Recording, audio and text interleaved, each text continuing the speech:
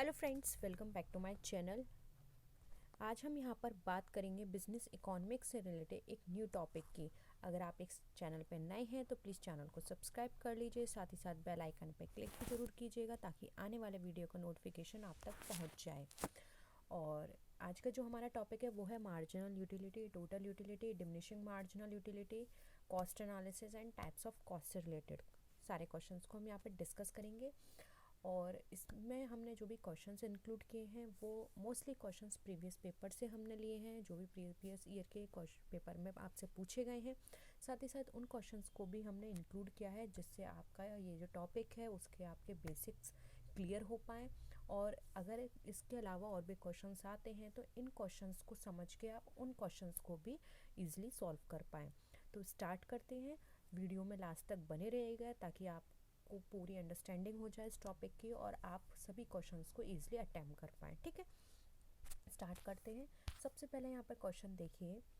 Question आपसे पूछा गया है, when a consumer increased units of X commodity by giving up some units of Y commodity and even to attain the same level of satisfaction the marginal rate of substitution will be calculated by. बताइए क्या होगा। change in x commodity upon marginal utility of y commodity. Second option है change in y commodity marginal utility of x commodity. Third option है change in x commodity upon change in y commodity and fourth है change in y commodity upon change in x commodity। बताइए क्या लगता है आपको इसका answer.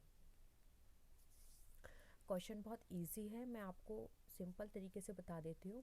देखिए इसमें बताया गया है कि एक कंज्यूमर है जो अपनी एक्स कमोडिटी को इंक्रीज़ करता है अपनी वाई कमोडिटी को गिव इन करके, यानी कि वाई कमोडिटी वो कम कर रहा है और एक्स कमोडिटी वो अपनी बढ़ा रहा है। लेकिन यहाँ पर इस चेंजेस के साथ वो अपने जो उसका सेटिस्फैक्शन है उसको कम नहीं कर रहा, उसको वो सेम सेटिस्फैक्शन मिल रहा है। तो ऐसी सिचुएशन में हमारा मार्जिनल रेट ऑफ सब्स्टिट्यूशन को हम कैसे कैलकुलेट करेंगे, बताइए। देखिए यहाँ पर ये जो सिचुएशन क्रिएट की गई है कि एक कमोडिटी को कम कर दिया, एक कमोडिटी को बढ़ा रहे हैं लेकिन उसको सेम लेवल ऑफ सेटिस्फैक्शन मिल रहा है। इट मीन्स इसको हम कैलकुलेट करेंगे, जो भी कमोडिटी हमने कम करी है उसको हम ऊपर लिखेंगे और उसको डिवाइड करेंगे हम उस कमोडिटी से जो भी कमोडिटी हम इंक्रीज़ कर रहे हैं। इसलिए यहाँ पे ऑप्शन 4 हमारा राइट आंसर हो जाएगा। इसको हम ऐसे भी लिख सकते हैं, change in Y commodity upon change in X commodity. ठीक है, इससे हम अपने मार्जिनल रेट ऑफ सब्स्टिट्यूशन को कैलकुलेट कर सकते हैं। आई होप ये क्वेश्चन क्लियर है। नेक्स्ट क्वेश्चन पर आइए। नेक्स्ट क्वेश्चन है हमारा, the law of diminishing marginal utility was propounded by. अब जो डिमिनिशिंग मार्जिनल यूटिलिटी है वो किसने दी थी। Professor Paul Samuelson and Giffin ने, professor Alfred Marshall, professor J.R. Hicks या फिर मिसेस जॉन रॉबिन्सन ने। आंसर करिए।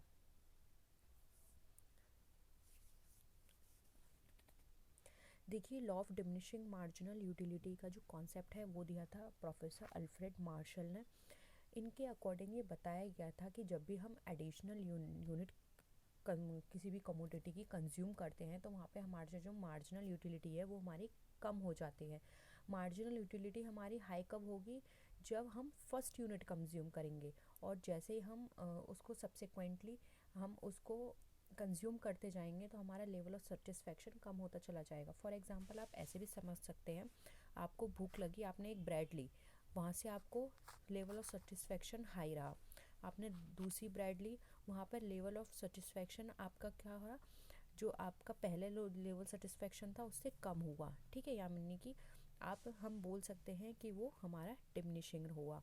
फिर आपने थर्ड जीरो हुआ, ठीक है, जीरो आएगा, फिर उसके बाद थर्ड ब्रेड ली, उसके बाद आपका लेवल ऑफ सेटिस्फैक्शन डिमिनिशिंग में चला गया। यानी कि जैसे जैसे हम अपना कमोडिटी को कंज्यूम करते जाएंगे हमारा लेवल ऑफ सेटिस्फैक्शन कम होता चला जाएगा, क्योंकि जो लेवल ऑफ सेटिस्फैक्शन हमें फर्स्ट ब्रेड में मिला वो हमें आगे की ब्रेड में नहीं मिलेगा, क्योंकि जो हमारा एक पॉइंट थी, जो हमारी भूख थी, वो हमारी एक ब्रेड से शांत हो गई है।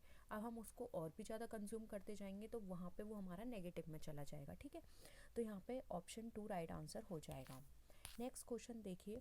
अब यहाँ पे पूछा गया है कि जो टोटल रेवेन्यू है हम इसको कैसे कैलकुलेट करते हैं। Price multiplied by quantity, price multiply by income, income multiply by quantity या फिर none of this. Total revenue आप तो समझते ही होंगे टोटल रेवेन्यू क्या होता है। देखिए टोटल रेवेन्यू जो है वो एक ऐसा प्रोडक्ट है जो कि हमारे प्राइस और क्वांटिटी को मल्टीप्लाई करने पर निकलता है। तो हम ये बोल सकते हैं कि राइट आंसर हो जाएगा option number 1, price into quantity. ठीक है, नेक्स्ट क्वेश्चन देखिए, which one of the following is not U shaped curve. अब हमको बताना है इसमें से कौन सा यू शेप्ड कर्व नहीं है। Average variable cost, average fixed cost, marginal marginal cost या फिर हमारा all of these. U shaped curve तो आप जानते होंगे, इस तरह की शेप में हमारा कर्व बनता है तो वो हमारा यू शेप्ड कर्व कहलाता है। इसको देखिए ग्राफ से समझिए, ये हमारा ग्राफ है, यहाँ हमारी आएगी कॉस्ट, यहाँ आएगी हमारी क्वांटिटी। अब हमारा एवरेज कॉस्ट का कर्व ऐसे होता है, ठीक है। वही हमारा एवरेज वेरिएबल कॉस्ट का कर्व अगर हम बात करें तो हमारा ऐसे निकलता है। मार्जिनल कॉस्ट का कर्व ऐसे होता है, जबकि अगर हम बात करें एवरेज फिक्स्ड कॉस्ट का कर्व, ये हमारा ऐसे होता है, यानी कि ये डाउनवर्ड स्लोपिंग में होता है। ठीक है, तो आपने देखा मार्जिनल कॉस्ट भी हमारा यू कर्व जा रहा है, एवरेज कॉस्ट भी यू कर्व में है और एवरेज वेरिएबल कॉस्ट भी यू कर्व में है, लेकिन हमारा average fixed cost you curve में नहीं है, क्योंकि हमको ये पता है कि जो हमारा एवरेज फिक्स्ड कॉस्ट है वो हमारा कांस्टेंट रहता है। ठीक है, एक पर्टिकुलर टाइम तक हम उसको यू नहीं कर सकते। ठीक है, क्योंकि जो हमारी कॉस्ट होती है फिक्स्ड कॉस्ट, वो हम कितनी भी अपनी क्वांटिटी को कम प्रोड्यूस करें वो हमेशा हमारी फिक्स रहेगी, जीरो कभी भी नहीं आएगी। इसलिए यहाँ पर ऑप्शन 2 राइट आंसर हो जाएगा, एवरेज फिक्स्ड कॉस्ट। ठीक है, नेक्स्ट क्वेश्चन पर आइए, when average cost curve falls, when average cost curve fall कब होती है? When the marginal cost is less than average cost, when the average cost curve is less than marginal cost, when the average cost curve is equal to marginal cost curve, when the marginal cost curve is greater than average cost curve। Answer करिए, क्या लगता है आपको answer? Average cost curve fall कब होगी? देखिए graph से समझते हैं, कॉस्ट ये हमारी आउटपुट हो गया। ठीक है, अब यहाँ पे एवरेज कॉस्ट कर्व का ग्राफ ऐसे बनता है और मार्जिनल कॉस्ट कर्व हमारी इसको ऊपर, इसके ऊपर की तरफ जाती है।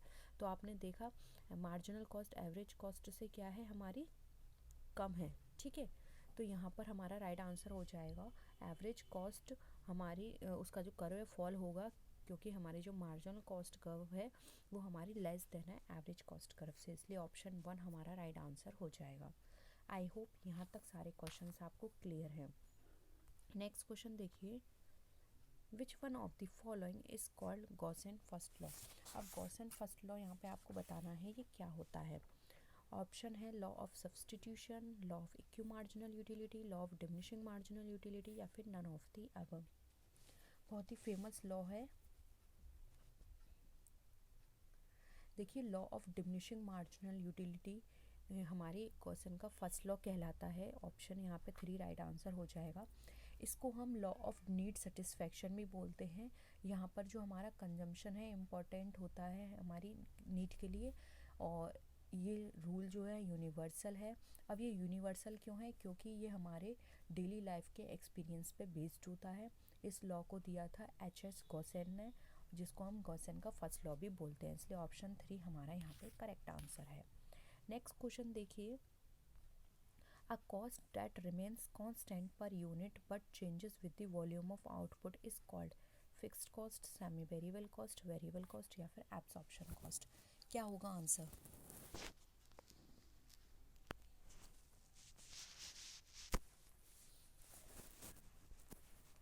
देखिए यहाँ पर बताया गया है कि एक कॉस्ट जो है कांस्टेंट रहेगी पर यूनिट, लेकिन उसका जो वॉल्यूम है आउटपुट के वॉल्यूम के साथ चेंज होता है, तो वो हमारी कहलाती है वेरिएबल कॉस्ट। अब इसको ऐसे भी समझ सकते हैं, हमने एक यूनिट प्रोड्यूस की, ठीक है, एक मिनट, हमने एक यूनिट प्रोड्यूस की जिसकी कॉस्ट आई 10, हमने 2 यूनिट प्रोड्यूस की जिसकी कॉस्ट आई 20, हमने 3 यूनिट प्रोड्यूस की जिसकी कॉस्ट आई 30, हमने 4 यूनिट प्रोड्यूस की जिसकी कॉस्ट आई 40। यानी कि जो कॉस्ट है वो हमारी कांस्टेंट है, लेकिन यहाँ पे जो आउटपुट का वॉल्यूम चेंज हो रहा है उसके साथ साथ वो भी चेंज हो रही है, ठीक है। लेकिन क्या है, सब में जो चेंजेस आ रहे हैं कैसे आ रहे हैं, सेम आ रहे हैं, ठीक है। तो ऑप्शन यहाँ पे वेरिएबल कॉस्ट हमारा राइट आंसर हो जाएगा। नेक्स्ट क्वेश्चन देखिए यहाँ पे, in the long run the cost and output relationship depends on. अब लॉन्ग रन में जो कॉस्ट और आउटपुट होता है वो रिलेशनशिप हमारा किस पे डिपेंड करता है, return to scale, fixed proportion of the variables, returns to the variable factors, return to the fixed factor। Answer करिए क्या होगा इसका।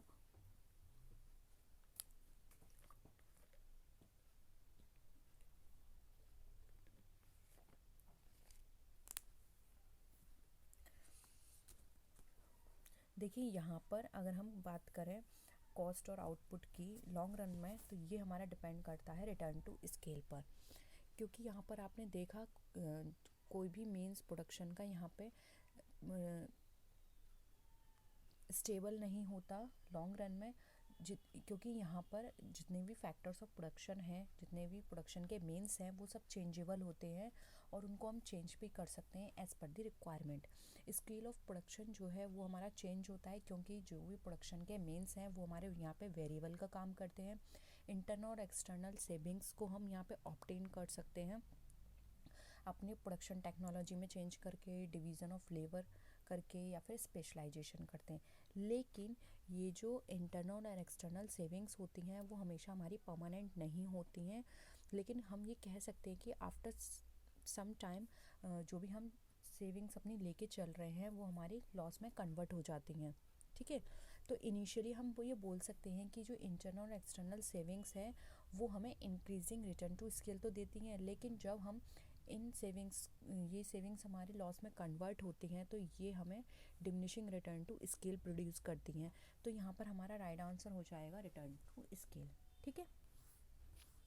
नेक्स्ट क्वेश्चन देखिए, if marginal utility is zero then total utility is zero, an additional unit of consumption will decrease total utility, an additional unit of consumption will increases total utility is maximized।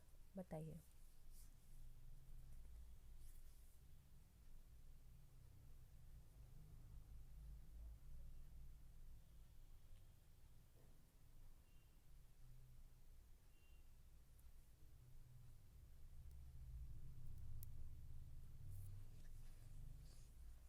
Marginal utility की बात की हुई है, तो देखिए marginal utility हमारी zero तभी होगी जब हमारे टोटल यूटिलिटी कैसी हो रही है, मैक्सिमाइज हो रही है, ठीक है। अब हमारी जो मार्जिनल यूटिलिटी है तीन तरह से वर्क करती है, positive marginal utility, zero marginal utility and negative marginal utility. Positive marginal utility कब होती है, अगर हमारी यूटिलिटी इंक्रीज़ हो रही है bye consuming additional unit of a commodity, तब हम बोल सकते हैं कि जो हमारी मार्जिनल यूटिलिटी है वो पॉजिटिव है। अब जीरो मार्जिनल यूटिलिटी कैसे होगी, अगर हम एक एडिशनल यूनिट को कंज्यूम कर रहे हैं और वहाँ पे हमारी टोटल यूटिलिटी है उसमें किसी भी तरह का चेंजेस नहीं आ रहा है, तो हम ये बोल सकते हैं कि मार्जिनल यूटिलिटी यहाँ पे जीरो होगी। और नेगेटिव मार्जिनल यूटिलिटी हमारी कब होगी, यदि हमारी टोटल यूटिलिटी डिक्रीज़ हो रही है due to consumption of additional unit of a commodity, तब हम बोल सकते हैं कि हमारी मार्जिनल यूटिलिटी हमारी नेगेटिव रहेगी, ठीक है। तो मार्जिनल यूटिलिटी के तीन कॉन्सेप्ट हैं, positive marginal utility, zero marginal utility and negative marginal utility. अभी भी आपको किसी भी चीज़ में डाउट है प्लीज़ नीचे कमेंट सेक्शन में बता दीजिएगा, हम इस पर थ्योरेटिकल क्लास भी एक कर लेंगे जिससे कि ये कॉन्सेप्ट आपको क्लियर हो जाए। लेकिन ये total utility and marginal utility का कॉन्सेप्ट बहुत ही इम्पोर्टेंट है और ये एग्ज़ाम में ज़रूर पूछा जाता है, आपको क्वेश्चन घुमा के पूछा जाएगा या डायरेक्टली यही क्वेश्चन आ सकता है। वैसे अगर देखा जाए तो ये जो क्वेश्चन मैं अभी आपको करा रही हूँ, मार्जिनल यूटिलिटीज़ जीरो होगी जब हमारी टोटल यूटिलिटी मैक्सिमाइज है, ये क्वेश्चन एज इट इज़ हर बार पूछा जाता है, क्योंकि ये समझ सकते हैं कि ये उनको लगता है कि ये अगर हम क्वेश्चन रखेंगे तो स्टूडेंट ईजिली एक नंबर तो ला सकता है, क्योंकि ये उनका फेवरेट क्वेश्चन है, ठीक है। तो इसके अलावा भी आपको इसका पूरा कॉन्सेप्ट पता होना चाहिए कि हो सकता है कि नेगेटिव से पूछ लें, पॉजिटिव से क्वेश्चन पूछ लें या जीरो से पूछ लें, ठीक है। नेक्स्ट क्वेश्चन पे आते हैं, which of the following statement is true. अब आपको बताना है इसमें से कौन सा स्टेटमेंट आपका सही है। One the total utilities maximum marginal utility is zero, When total utilities decreases, marginal utility remains constant. Total utility and marginal utility are not interrelated. All of the above बताइए। तो अभी हमने आपसे ऊपर एक क्वेश्चन डिस्कस किया, तो हम ज़्यादा अब यहाँ पे डिस्कस नहीं करेंगे। एक ऑप्शन 1 यहाँ पे हमारा सही है, क्योंकि टोटल यूटिलिटी हमारी जब मैक्सिमम होती है तो मार्जिनल यूटिलिटी हमारी जीरो हो जाती है। अब यहाँ पे सेकंड ऑप्शन को और समझ लीजिए। सेकंड ऑप्शन में बोल रहे हैं कि टोटल यूटिलिटी हमारी डिक्रीज हो रही है तो मार्जिनल यूटिलिटी हमारी क्या होगी, remain constant. Marginal utility constant नहीं होगी, ये हमारी नेगेटिव में चली जाती है। और यहाँ कहा गया है कि ये इंटर रिलेटेड नहीं है, ऐसा नहीं है। यूटिलिटी, टोटल यूटिलिटी और marginal utility are related to each other, ठीक है। तो यहाँ पर हमारा ऑप्शन 1 राइट आंसर हो गया। आई होप ये क्वेश्चंस आपको क्लियर हो रहे होंगे। बहुत ही अच्छे क्वेश्चंस हैं और सारे प्रीवियस पेपर के क्वेश्चंस मैंने इसमें लिए हैं। नेक्स्ट है the relationship between the ratio of inputs of productive services and the rate of output is known as production function, utility function, supply function या फिर none of these। बताइए क्या होगा आंसर। और वीडियो आपको पसंद आ रही है तो वीडियो को लाइक कर दीजिए, फ्रेंड्स के साथ शेयर कर दीजिए, ताकि उनको भी ये कॉन्सेप्ट सारे क्लियर हो जाए। देखिए यहाँ पर रिलेशनशिप की बात की गई है between rate of inputs of productive services and rate of output. तो देखिए ये जो रिलेशनशिप होता है ये हमें बताता है प्रोडक्शन फंक्शन के बारे में। राइट आंसर हो जाएगा 1। ये जो फंक्शनल रिलेशनशिप होती है between inputs and output production function कहलाती है। प्रोडक्शन फंक्शन हमें बताता है how much and what kind of effect changes in production factor, ठीक है, in a particular period of time.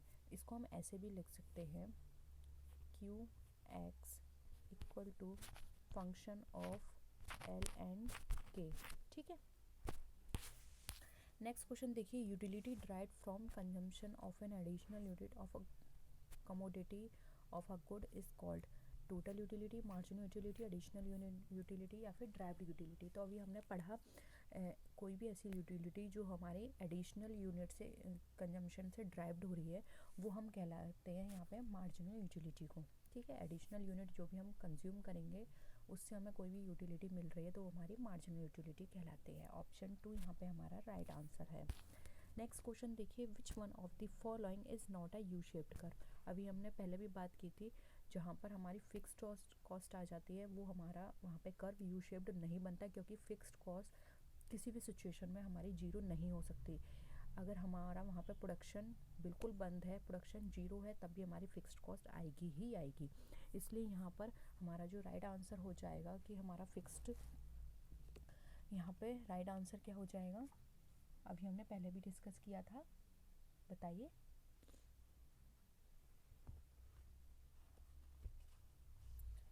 Right answer हो जाएगा option number 1 average fixed curve, ठीक है।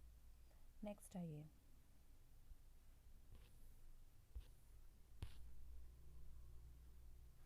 नेक्स्ट क्वेश्चन देखिए, the difference between total cost and total fixed cost represents. अब हमें difference बताना है। देखिए टोटल कॉस्ट हम कैसे निकालते हैं, total fixed cost plus total variable cost, ठीक है। राइट आंसर हो जाएगा ऑप्शन नंबर 3। नेक्स्ट है average variable cost curve under the modern theory of cost. अब यहाँ पे वेरिएबल कॉस्ट की बात की गई है। अभी हमने क्या बात की थी, एवरेज फिक्स्ड कॉस्ट हमारा यू शेप्ड नहीं होता है। अब यहाँ पे वेरिएबल कॉस्ट की बात की गई है तो वेरिएबल कॉस्ट तो यू शेप्ड होता है, क्योंकि यहाँ पे हमारी वेरिएबल कॉस्ट क्या होती है, कम या ज़्यादा होती रहती है। इसका जो ग्राफ बनता है वो बनता है यहाँ पे हमारा इस तरह का, एवरेज वेरिएबल कॉस्ट, ठीक है। तो यहाँ पर राइट आंसर हो जाएगा 1। नेक्स्ट क्वेश्चन देखिए, when total utility is maximum then marginal utility. Again repeated question है, ये बहुत बार पूछा गया है ये कॉन्सेप्ट। टोटल यूटिलिटी मैक्सिमम है तो मार्जिनल यूटिलिटी कैसी हो जाएगी, हमारी जीरो हो जाएगी, ठीक है। और इसका मेन रीज़न क्या होता है, मेन रीज़न इसका है ये यहाँ पे अप्लाई होता है डिमिनिशिंग मार्जिनल यूटिलिटी का लॉ। और यहाँ पे हमारा इस सिचुएशन में एब्सोल्यूट सेटिस्फैक्शन मिलता है। और अगर यहाँ पर हम मोर कमोडिटी यूज़ करेंगे यानी एक से ज़्यादा कमोडिटी को हम कंज्यूम करते हैं तो वहाँ पे हमारी मार्जिनल यूटिलिटी फिर किस में चली जाती है, नेगेटिव में चली जाती है। टोटल यूटिलिटी ऑल्सो यहाँ पे हमारी डिक्रीजिंग मतलब डिक्रीजिंग होना शुरू हो जाएगा, जो कि हमारे अगर हम कहें तो ये कंज्यूमर के लिए क्या होगा, एक तरह से हम बोल सकते हैं कि वो यहाँ पे उसको नेगेटिव इम्पैक्ट देगा। ठीक है, तो राइट आंसर हो जाएगा ऑप्शन नंबर 1 0। नेक्स्ट क्वेश्चन है marginal cost curve intersect the average cost curve to the left of its lower point, at its lowest point, to the right of its lowest point, या फिर at its maximum point. Answer करिए।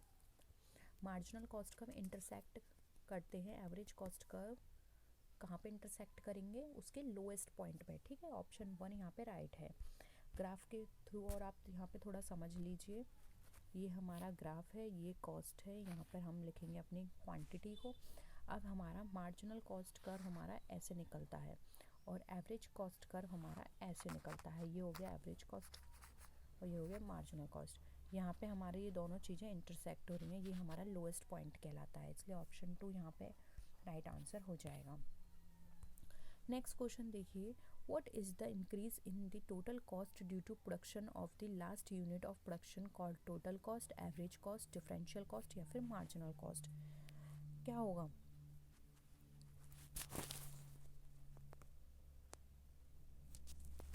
देखिए, हमारी total cost में increment हो रहा है due to production of the last unit of production. तो ये हमारी यानी कि एडिशनल यूनिट हम यहाँ पे प्रोड्यूस कर रहे हैं, तो यहाँ पर ये हमारी कहलाएगी मार्जिनल कॉस्ट। ऑप्शन 2 यहाँ पे हमारा वो option 4 marginal cost right answer हो जाएगा। नेक्स्ट क्वेश्चन देखिए, how is the revenue marginal productivity calculated under marginal productivity theory. बताइए। By computing the total physical output, finding the total revenue, by computing marginal physical productivity, या फिर marginal physical productivity को हम multiply करेंगे by the value of the commodity that is price. क्या होगा answer? हमें marginal revenue marginal productivity को calculate करना है अंडर मार्जिनल प्रोडक्टिविटी थ्योरी। देखिए, मार्जिनल प्रोडक्टिविटी थ्योरी के अंदर जब हम मार्जिनल रेवेन्यू प्रोडक्टिविटी को कैलकुलेट करते हैं तो यहाँ पर हम कैलकुलेट करते हैं marginal physical productivity multiply by price, जो भी प्राइसेस का होगा इसके थ्रू हम यहाँ पे कैलकुलेट करते हैं, इसलिए हमारा ऑप्शन 4 यहाँ पे करेक्ट आंसर हो जाएगा। नेक्स्ट क्वेश्चन देखिए, according to marginal productivity theory the price of a factor is determined by selling price, cost, marginal productivity, या फिर कॉस्ट प्राइस।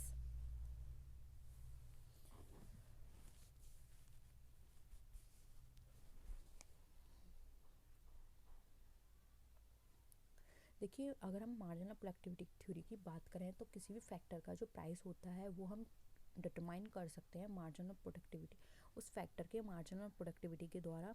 और जो मार्जिनल प्रोडक्टिविटी यहाँ पर होगी उस फैक्टर की, अगर वो हाई होती है तो जो भी हाई होगी, हायर वैल्यू होगी, वो यहाँ पर उसका प्राइस या तो हाई होगा या फिर उसके बराबर होगा। इस हिसाब से हम ये बोल सकते हैं कि मार्जिनल प्रोडक्टिविटी थ्योरी जब भी हम कैलकुलेट करेंगे तो वहाँ पे प्राइस ऑफ द फैक्टर उसका कैसा होगा, मार्जिनल प्रोडक्टिविटी के बेसिस पर ही निकाला जाएगा, क्योंकि मार्जिनल प्रोडक्टिविटी थ्योरी के अंदर जब भी हम उसका प्राइस कैलकुलेट करते हैं तो मार्जिनल प्रोडक्टिविटी के बेसिस पर ही उसका प्राइस निकाला जाता है। ऑप्शन 3 यहाँ पे हमारा राइट आंसर हो जाएगा। तो आई होप ये सारे क्वेश्चंस आपको क्लियर हुए हैं। किसी भी क्वेश्चन में डाउट है तो आप नीचे कमेंट सेक्शन में बता सकते हैं। साथ ही साथ बेल आइकन पे क्लिक भी ज़रूर कीजिएगा ताकि आने वाले वीडियो का नोटिफिकेशन आप तक पहुंच पाए। तो नेक्स्ट वीडियो में आपसे फिर मिलेंगे, तब तक के लिए टेक केयर, बाय बाय।